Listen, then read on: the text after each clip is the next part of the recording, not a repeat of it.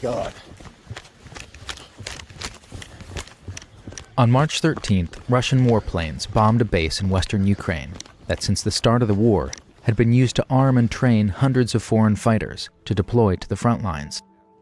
Just days before, we met some of those fighters as they arrived in Ukraine and spoke with them about their motivations to fight against Russia. If I have to fight, I will fight. I'm scared for Ukraine.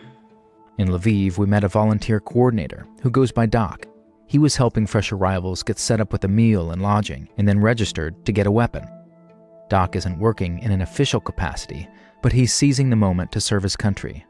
I started to coordinate this process since time when Putin bombed Kyiv. Practically next day. Check. Go to local territorial defense office. I understood that I should do something useful for all country, invite my friends from abroad, and organize some logistic here for getting volunteers to help us. Безперервно.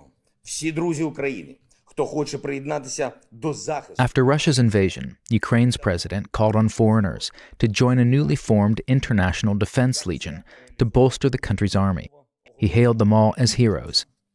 Всім, хто захищає Україну сьогодні, слава! Ви герої! And thousands of people from around the world have been answering that call. Some are joining Ukraine's armed forces. Others are trying to get to the battle on their own. Okay, let's go. Where is the base? It's secret. Stop secret, please. Okay. Okay. I've been in Middle East before fighting ISIS for 3 years with the Kurdish militia and army. When this happened, I felt the same reasons that I once felt to go down to fight the terror organization ISIS. People were suffering and people were dying for no reason, like no respect for the civilians, for the children, for anybody. I cannot change the war. I can be a part of helping in the defending of the war. I think it's good for the volunteers like me, mercenaries, see, like professional mercenaries. Why?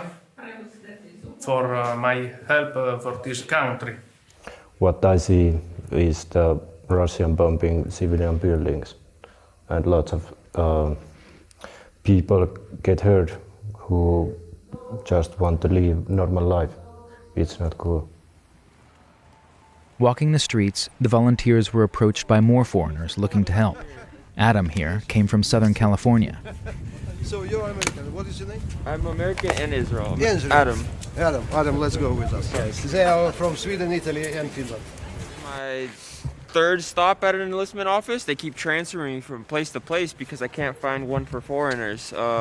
It's only for the locals. Yeah. So.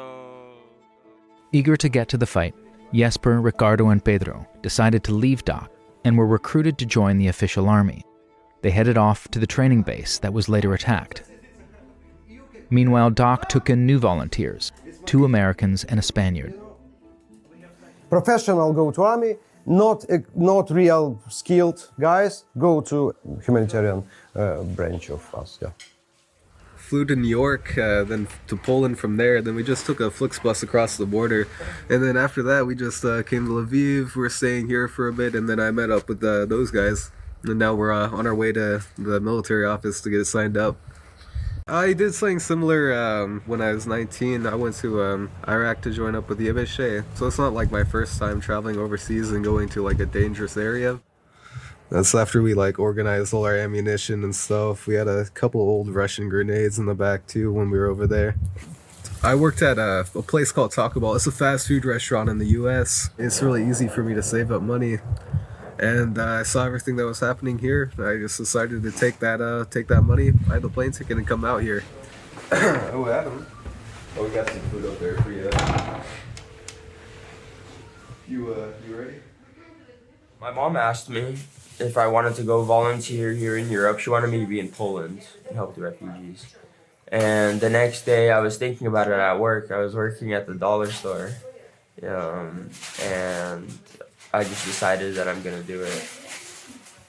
I told her that I'm going to Ukraine to help. I didn't really give her specifics on fighting because I didn't want her to worry and stuff like that. But yeah, she wasn't too happy when I told her I was even going to Ukraine, let alone Kiev, let alone fighting Kiev. The volunteers packed their bags and headed east toward the fighting, with no weapons and no clear plan. I don't think that only foreigners can save us. Definitely not. But the feeling of solidarity and uniting, links between people. They feel that they have support of globe. It's incredible, really.